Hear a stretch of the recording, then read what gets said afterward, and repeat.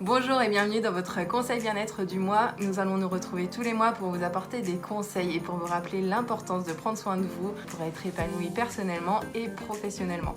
Je suis Claire Méraud, consultante en évolution professionnelle et coach Ikigai et je suis accompagnée de Nadia. Je suis coach en image sur Mouchamp dans le Nord Vendée.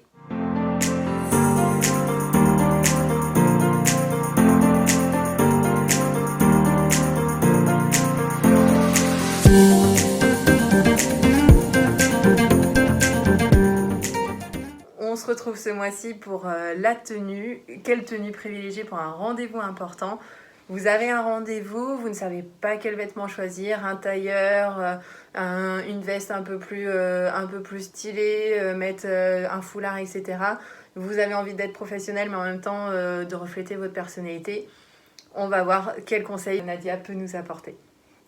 Oui, donc effectivement, la tenue est très importante, mais ce qui est important, c'est déjà que vous soyez bien dans votre tenue pour aborder l'entretien sereinement après.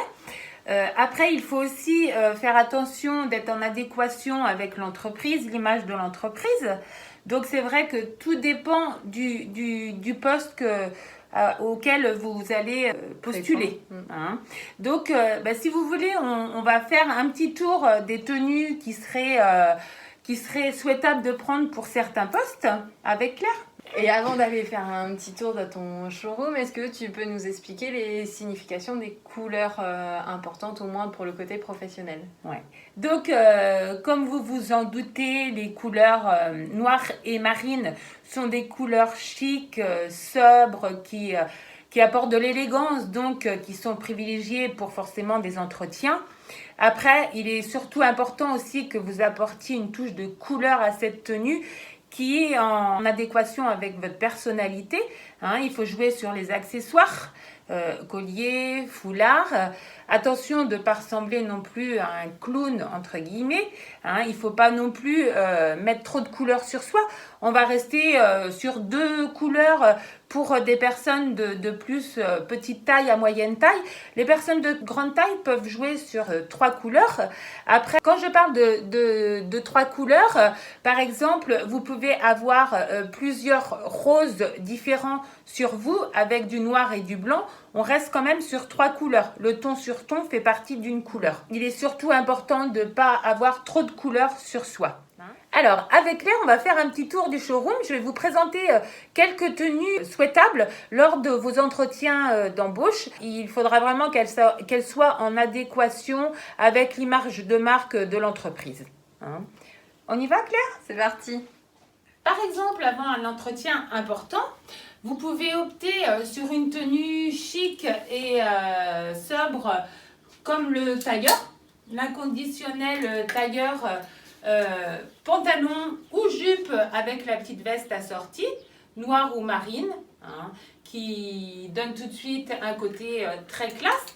Et justement, pour couper ce côté classe, vous pouvez en dessous apporter une couleur, hein, qui va donner de la gaieté à la tenue, qui va illuminer la tenue. Donc après, aussi bien un petit haut, un petit top ou un chemisier blanc. Après, à vous de voir, de façon à être à l'aise dans votre tenue. Si vous postulez plus dans un domaine de la beauté, salon de coiffure, salon d'esthétique, vous pouvez partir sur des choses un petit peu plus originales, comme par exemple cette petite veste fleurie avec un jean pour donner l'effet décontracté et un petit t-shirt blanc en dessous.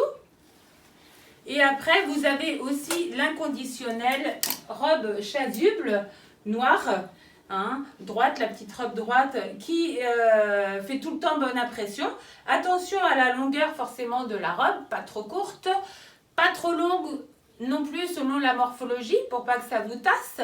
Et toujours dans l'esprit de couper le côté chic de la tenue, on peut apporter une petite veste en jean par-dessus, hein, où là, c'est la veste en jean, c'est la base de la garde-robe.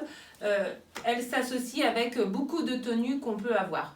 Et n'oubliez pas d'accessoiriser, de customiser votre toilette avec des petits bijoux, foulard, le petit sac à main, mais tout ça, tout le temps, attention, en harmonie avec votre silhouette. Hein.